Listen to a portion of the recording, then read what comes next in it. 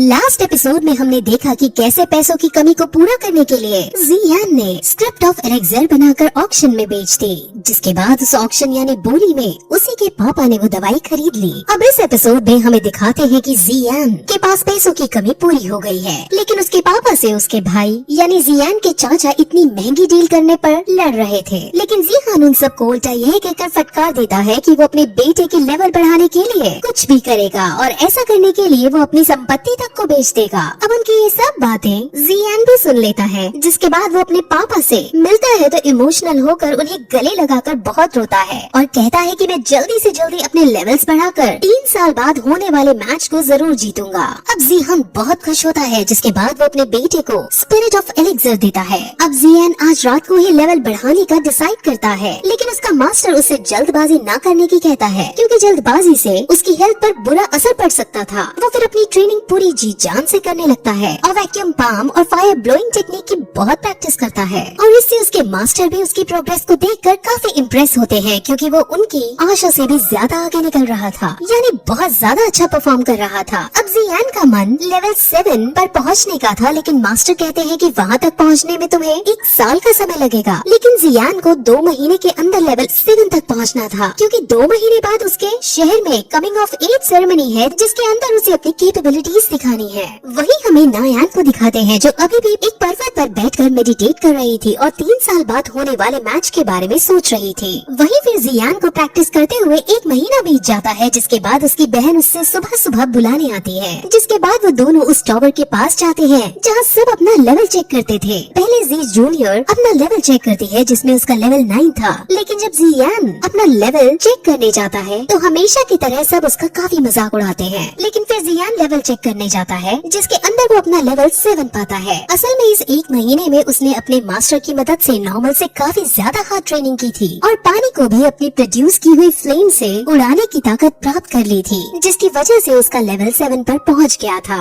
अब जियान vacuum palm और fire produce करने में एक्सपर्ट हो चुका था। अब ये देखकर सब काफी शौक होते हैं और उसकी तारीफ करने लगते हैं। वहाँ एक लड़की जिसका नाम जीमाई है, वो भी अब जियान के साथ मिलकर प्रैक्टिस करना चाहती थी, जिसके बारे में वो जियान से पूछती भी है, लेकिन जी जूनियर उसे साफ मना कर देती है। अब जियान के पापा यानी जिहान की भी काफी तारीफ होने लगती है। वहीं दूसरी तरफ ये खबर जियाली भी हाउस के हेड तक पहुंचती है, जहां वो काफी ज्यादा उफान जाता है। लेकिन फिर उसका बेटा उसको इविल स्माइल देता हुआ एक प्लान बताता है कि 1 महीने बाद कमिंग ऑफ एज सेरेमनी जाएंगे और उसके अंदर में उसकी कमजोरी का पता लगा लेंगे और उसको आसानी से हराने में सक्षम हो जाएंगे। वहीं फिर 1 महीने बाद अब सेरेमनी स्टार्ट होती है, जिसके अंदर जियान को रिंग के अंदर बुलाया जाता है और अनाउंसमेंट की जाती है कि कोई भी जिसका लेवल 9 या 9 से नीचे हो वो जियान को चुनौती दे सकता है। जिस पर अब जीनिंग उसके सामने आता है और उससे लड़ने लगता है। जीनिंग वही है जो हमेशा से जियान को परेशान करता था और जिसके पिछले एपिसोड में जी जूनियर से ट्रेनिंग फाइट भी हो रही थी। अब उन दोनों में लड़ाई शुरू होती है, जिसमें पहले जियान दोगले ही करता है, लेकिन फिर अब उस पर अटैक करना शुरू करता है, जिसके बाद वो फायर ब्लोइंग टेक्निक का यूज कर उस पर एक ही अटैक करता है और उसी से जीनिंग हार जाता है। अब जीनिंग को बहुत गुस्सा आता है, क्योंकि लेवल 8 होने के बावजूद वो लेवल 7 वाले से हार गया था। लेकिन अब इस मैच में जियान ने क्योंकि अपनी फुल स्ट्रेंथ का प्रदर्शन दिया था और स्पिरिट ऑफ एलेक्जेर भी अब अपना असर दिखाना शुरू कर गई थी, इसलिए अब उसका लेवल वही 7 से 8 पर पहुंच जाता है, यानी वो अब लेवल 8 का योद्धा बन जाता है। जिसके बाद जीनिंग गुस्से में आप पीछे से उस पर वार करने आता है, लेकिन जियान इस बार फायर ब्लोइंग और वैक्यूम पंप दोनों का एक साथ यूज करते हुए उसे बहुत दूर फेंक देता है, जिससे वो बहुत घायल हो जाता है। वहीं जियाली भी मौजूद था, जहां वो अब अपने इविल प्लान को अंजाम देता है और उसे चुपके से एक हाईली कल्टिवेटेड मेडिसिन दे देता है, जिससे वो इंस्टेंट बहुत ज्यादा शक्तिशाली बन जाता है, यानी उसकी स्ट्रेंथ काफी ज्यादा बढ़ जाती है। सभी लोग उसको देख समझ जाते हैं कि इसने ऐसी दवाई खाई है जो उनके शहर में बैन है। वो उसको रोकने की भी कोशिश करते हैं, लेकिन जीनिंग के ऊपर गुस्सा सवार था, जिसके बाद वो सीधे जियान को मारने उसके पीछे दौड़ता है, लेकिन जियान उससे नहीं डरता और वो काउंटर अटैक करता है, जिसमें वो जीनिंग की हड्डी पसली तोड़ देता है। अब मैच बैन किया जाता है, जहाँ जीनिंग का फादर उसके पास आकर उसका हाथ चेक करता है। उसका एक हाथ बुरी तरह से टूट गया था, जिस पर वो जियान को फटकारता है, उसे एक क्रूअल आदमी बताता है। लेकिन वहाँ जी क्लैन के और भी लोग अब आते हैं, जहाँ वो जीनिंग की ही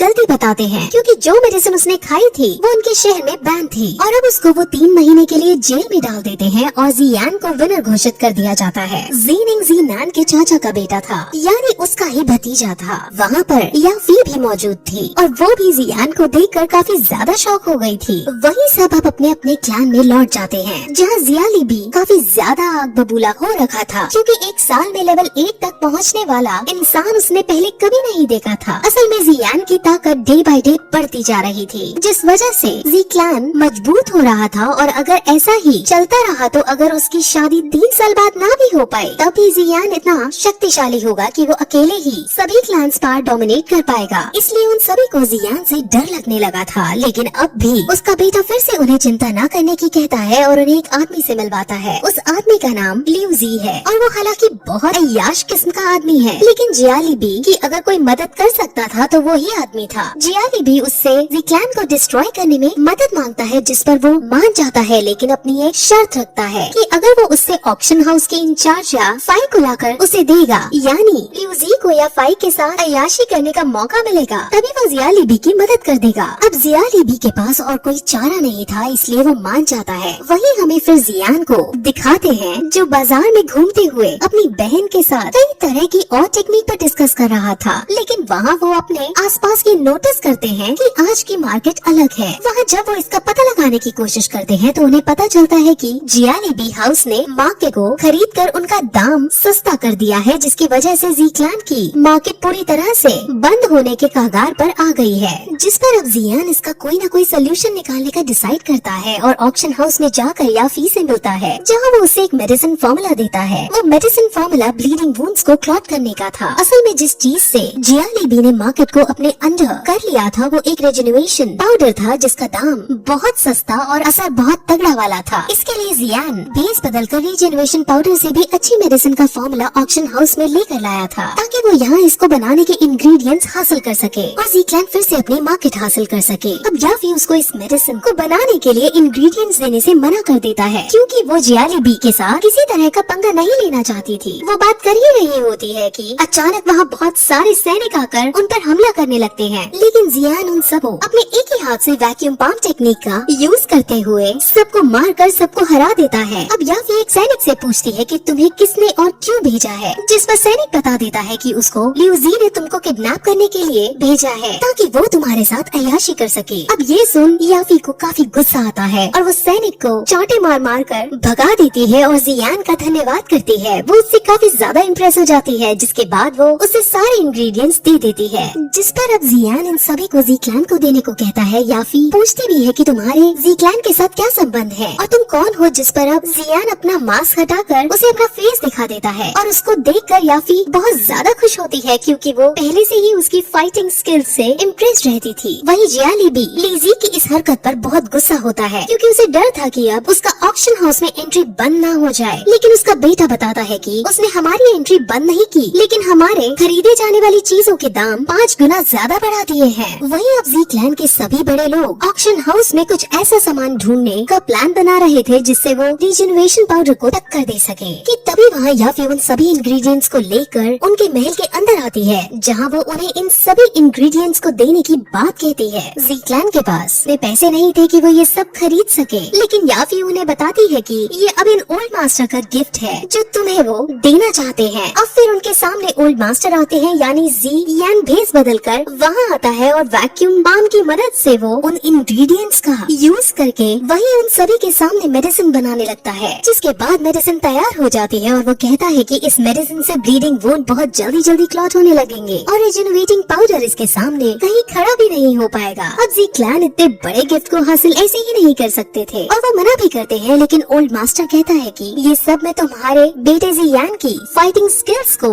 देखकर यानी उससे इम्प्रेस होकर दे रहा हूँ। और ये सब कहकर याफी और ओल्ड मास्टर दोनों वहाँ से चले जाते हैं। याफी रास्ते में उसे समझाती भी है कि जियाली से तुम्हें थोड़ा बचकर रहना पड़ेगा, लेकिन जियाली से कोई डर नहीं था। और इसी के साथ ये एपिसोड भी यहीं खत्म हो जाता है।